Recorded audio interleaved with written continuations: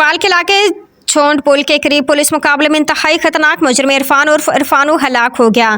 Police के मुताबिक मुलजिम मुतादिद डकैतियों और दिगर संगीन जुर्म में मतलूब था। मजीद तफसीलात के लिए चलते हैं मुल्कवाल से। हमारे ब्यूरो चीफ मोहम्मद खुर्रम बैग की रिपोर्ट के मुताबिक मुल्कवाल के इलाके छोंड पुल के करीब आज पुलिस और जुर्म पेश अनासर के दरमियान होने वाले मुकाबले में इंतहाई खतरनाक मुजरिम इरफान उर्फ इरफानू हलाक हो गया।